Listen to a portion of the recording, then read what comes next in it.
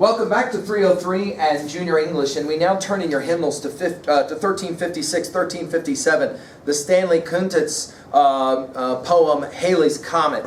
We're going to, first of all, introduce ourselves to Kunitz on page 1357. Note the dates. 1905 to 2006, he does live 101 years. Amazing. He basically lived the entire 20th century. Compelling. Let's take a look at what we have to say about him. The first heading is Lonely Youth. The deepest thing, this is a quote, the deepest thing I know is that I am living and dying at once, end quote, Stanley Kunitz once wrote. Indeed, the poet's life was shadowed by death from the beginning, as his father died shortly before Kunitz was born. This loss would haunt the poet for nearly a century. Kunitz was born in Worcester, Massachusetts, where he spent a lonely childhood in a household where birthdays were not celebrated and talk of his father's death not allowed. Kunitz excelled at school, however, became valedictorian of his class. He attended Harvard, graduating with highest honors in English. Poetic evolution, next heading. After completing his master's degree at Harvard, Kunitz worked as a newspaper journalist and later moved to a farmhouse in Connecticut. So there you go, more examples of a writer in journalism. There, at his farmhouse in Connecticut, he wrote poems and edited reference books. At the age of 25, he published Intellectual Things, a volume of poems abstract in theme and formal in style. His next collection, Passport to the War, represented his attempt to work out, in verse, the trauma of his childhood. The collection earned high critical praise and paved the way for his third book, Selected Poems, which would earn the Pulitzer Prize in 1959. During his career as a poet, Kunitz taught at a series of prestigious schools including Yale, Columbia, Princeton. He was also an avid gardener. Quote, he says, "I am never closer to the miraculous as when I am grubbing in the soil," and a lifelong patron of the visual arts as well. As the poet aged, his poetry changed. Kunitz abandoned the distant tone of his earlier work and adopted a clear, spare style. Quote, "almost non-poetic on the surface," end quote. He once described it. But with, quote, "reverberations within that keep it intense and alive," end quote. His form became freer and looser, his lines shorter, and his subjects more human. Final heading, Gifts of Conscience. A conscientious objector to World War II, this is, again, we met this in another earlier writer. This means that you refuse to actually write during, or to actually fight during the war. Kunitz was nevertheless drafted and served in the Army for several years. Later, during the Vietnam War, Kunitz would become loudly critical of the U.S. government. His commitment to high moral standards and to his own inner truth, however, would lead this same government to name him consultant to poetry to the Library of Congress in 1974. And at the age of 95, the 10th Poet Laureate of the United States. So there you go, an amazing life. Let's turn over to page 1356, and let's take care now of our 2B, rhetorical and literary analysis information. We'll want to write down everything that's in bold on 1356 under literary analysis. We'll begin with free verse. Write that down. Free verse, poetry without regular meter or rhyme. Nevertheless, free verse does contain many formal elements. In this poem, the poet uses carefully crafted lines to recreate the rhythms of natural speech or to emphasize meaning. The lines are shaped in one of two ways. Let's write this down. End-stopped lines, you want to write that down. Lines that complete a grammatical unit, often, although not always, with a punctuation mark at the end. Such lines create a storytelling quality. "Repent, ye sinners," he shouted, waving his hand-lettered sign. The second one, and this is a new word for us maybe, enjambed. Enjambed lines are those that do not end with a grammatical break and do not make full sense without the line that follows. For example, "They never heard me steal into the stairwell hall and climb the ladder to the fresh night air." Enjambed lines help the poet emphasize important words and hint at double meanings. As you read, notice how the lines give shape to the poem and help convey nuances in the poet's meaning.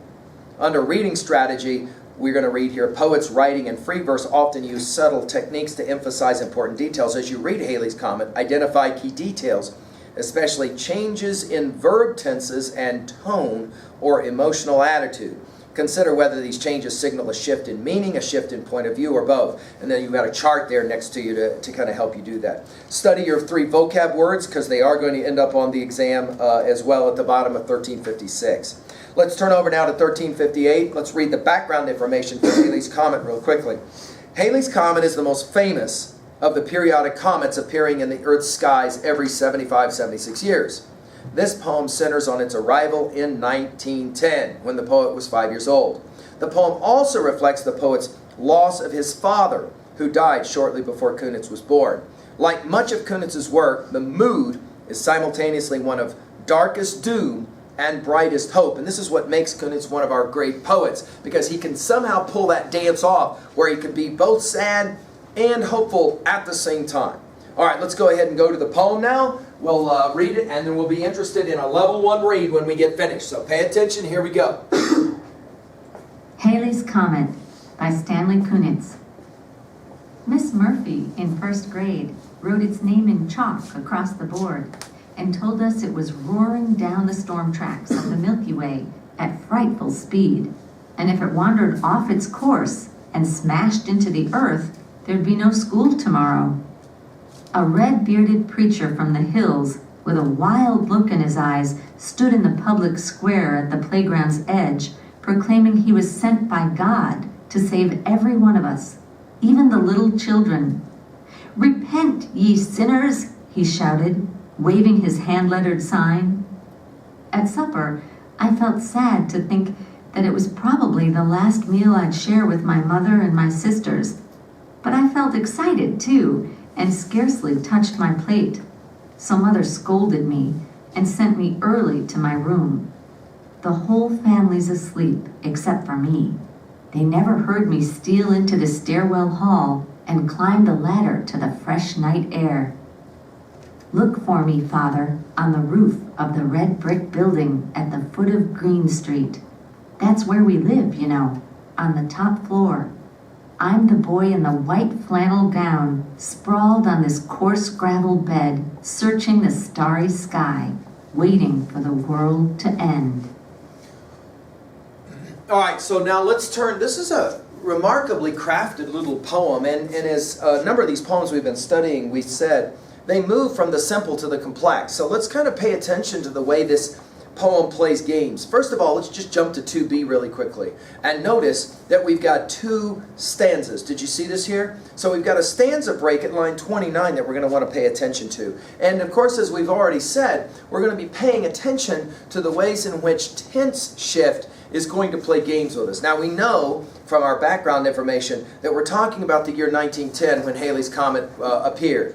And so as we work through the poem, we're going to ask, at level 1, what are the different kinds of things that are happening when Halley's Comet was expected and you were supposed to go out and kind of watch it or whatever. Notice we'll start first of all in a classroom with Miss Murphy. And again, this enjambment, which means you're supposed to keep reading. So when you read, for example, you're not going to read it as Miss Murphy in first grade, and then pause. Wrote its name in chalk, and then pause. Across the board and told us, and then pause. Instead, you're going to read these lines as a single thought. Miss Murphy in first grade wrote its name in chalk across the board and told us it was roaring down the storm tracks of the Milky Way at frightful speed. And if it wandered off its course and smashed into the earth, there'd be no school tomorrow. Go ahead and jot down at 2B. There's a bit of irony going on there. Why will there be no school tomorrow if the comet slams into the earth? Because there'll be no earth tomorrow, in other words. Of course, it's an interesting question to ask. Why would you tell a bunch of 6- and 7-year-olds, first grade, that? Okay? Or maybe all she said was that there's always the possibility, anytime a comet comes near the Earth, there's always the possibility that the comet could strike the Earth. We, of course, can think very quickly at 3A of that famous movie of a few years ago. I say famous, it was popular, called Armageddon, right? Where the whole notion of the film was there's going to be this huge, big chunk of rock that's going to fly into the Earth, and it's basically going to destroy all life form on the planet. So you've got the same game going on. So right away, notice we've got a situation where we've got a young boy who is told it's very possible that the end of the world is coming. Then at line 9, we're going to get a next interesting movement in the poem. A red-bearded preacher from the hills. In other words, he's an outsider. He normally doesn't, he's not in the city normally. With a wild look in his eyes, stood in the public square at the playground's edge, proclaiming he was sent by God to save every one of us, even the little children. So now you've got a completely different kind of orientation. if in the first part of the poem, you've got Miss Murphy, who's a teacher, first grade teacher. In the second movement of the poem, now you've got a religious preacher who is saying to the children, "Repent ye sinners," he shouted, waving his hand-lettered sign. So the second movement is, see, the kid is hearing now, right? The speaker of the poem is hearing now for the second time, this could be the end of the world. And before you die, you better repent. At supper, more irony to come, I felt sad to think that it was probably the last meal I'd share. Now, of course, the Last Supper and references to the Last Supper in 3a has some kind of Christian overtones, and obviously with our red-bearded fanatical preacher from the hills, that would make some sense that there would be some contiguity between these things. But note the irony as well. The little boy is saying, well, this may be the last meal I guess I ever eat, because the comet's going to slam into the earth and this will be the end of everything, right? Notice he said, it'd be the last meal I'd share with my mothers and sisters. Noticeably absent, of course, the character that we'll mention at the end of the poem, his father. But he says, and now here's the third movement, I felt excited to, and scarcely touched my plate. In other words, he's excited, but he's also frightened. So you've got both elements happening simultaneously. At 3b here in a bit, we'll maybe ask about you and the last time you felt both excited and freaked at the same time. Anytime you're kind of doing crazy, you can have both feelings, right? I had a student once who said, totally know this feeling when I get ready, for example, to climb a major hill on my motorbike, on my dirt bike. To get up the hill is a major accomplishment. The likelihood is that somewhere I'm going to stall out and that bike's going to roll back down on top of me, and then I'm going to have all kinds of problems at the bottom of the hill with a jacked up bike. So there's all kinds of excitement and worry at the same time. You get the same feelings going on here. So mother scolded me. By the way, what tense are we in up to this point? Can you get a sense of it? All of this is told in the what? Right, past tense. Very good. So mother scolded me and sent me early to my room. So notice the next movement is, he gets in trouble. All of this, and of course we can focus as well, a child's psyche, totally focused on what? Right, totally focused on this comet, Halley's Comet, the title of our poem. But then notice at line 26, we have a shift. The whole family's asleep. We're now in present tense, except for me. But then we jump back to past tense again. They never heard me steal into the stairwell hall and climb the ladder to the fresh night air. So in other words, what's he do? We're working at level 1 now. He sneaks out of bed and he climbs up a ladder and he goes up on the top of where they live. Well, it'll be described here in a little bit, the apartment building where they live, and he's up on the top. What's going on up there? Well, the instincts for us are to say he goes up there because he obviously wants to watch Halley's Comet. But there's a stanza break. And now the final movement of the poem, which is quite interesting. Look for me. Notice father is capitalized. On the roof. Now, there's obviously two renderings of the word father here. Obviously, he can be speaking directly to God because it's capitalized, or he can be speaking to his own father, who is now, we recognize, noticeably absent from the list of people who are at the table with him, mothers and sisters, right? Look for me, Father, on the roof of the red brick building at the foot of Green Street. That's where we live, on the top floor. I'm the boy in the white flannel gown, sprawled on this coarse gravel bed, searching the starry sky, waiting for the world to end. And then we realize, oh, he's talking to his father, who is now gone. And he's saying, when the world ends, I'm going to get to go see you. Which means, all of a sudden, Halley's Comet is kind of his ticket to get to see his father. Which, by the way, he seems to be upset about seeing, or not upset about seeing, excited about seeing. So you can kind of get the sense of this tone in the mood in the voice of this poem. All right, well, that's level 1. Let's work at level 2a really quickly. Of course, we got several major messages or themes here. One, of course, is the mind of a child is always fascinating. And what an adult can say that a child will either hear directly or indirectly can have all kinds of interesting ripple effects. Notice the kid is hearing all kinds of adults speaking about Halley's Comet.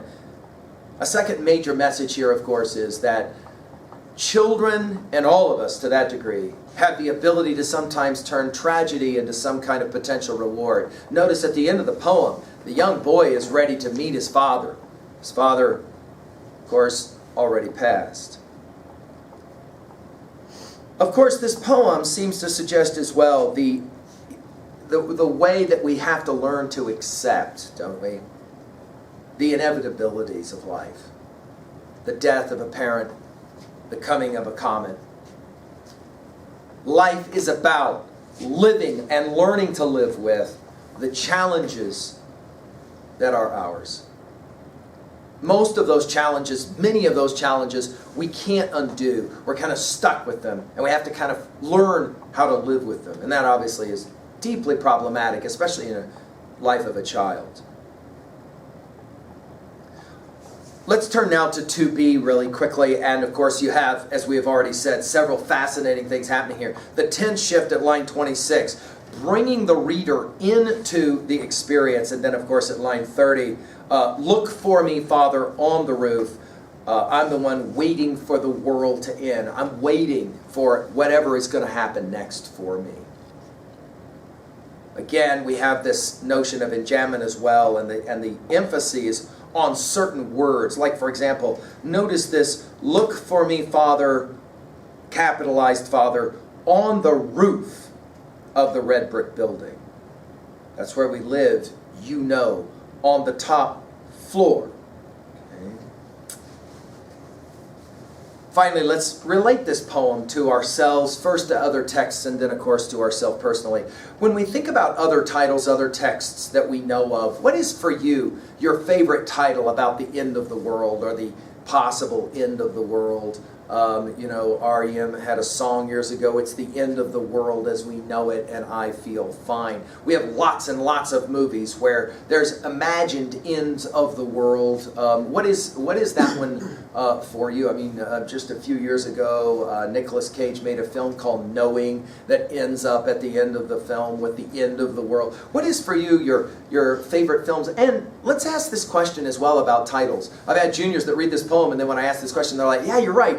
Why is it in your lifetime you could easily make a list of end of the world, or not necessarily blowing up, but tragedies of a kind? Like, for example, we're going to have major tidal waves that cover all the people who are alive. We're going to have, comets or asteroids or whatever that's going to hit the world. We're going to have all kinds of infection that's going to kill everything. We're going to have the zombie apocalypse that's going to happen. Question, why is it that during the time you guys have lived, these have become very popular shows? Invasions from outer space that are going to blow up the planet and we have to fight against the Martians or whatever. Why is that such a successful genre of film? One possible answer is that, of course, it brings into clear focus the very idea that life on this planet is a very special privilege and should not be taken for granted. Notice that as soon as he found out about the end of the world, his first thoughts went to, I wonder if I get to see my dad. We start thinking about what's the most important to us, we might say, at the end, right?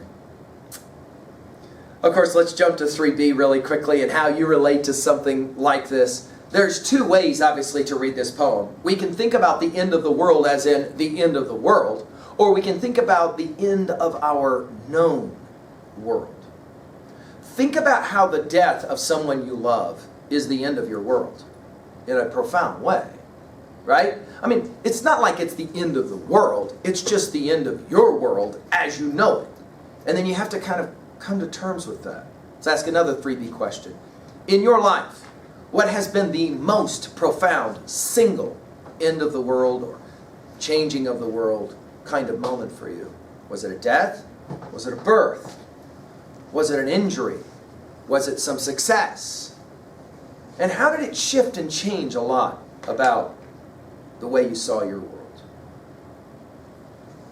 Well, there you go, an introduction to Halley's Comet by Stanley Kunitz. Hope you enjoyed it. Thank you.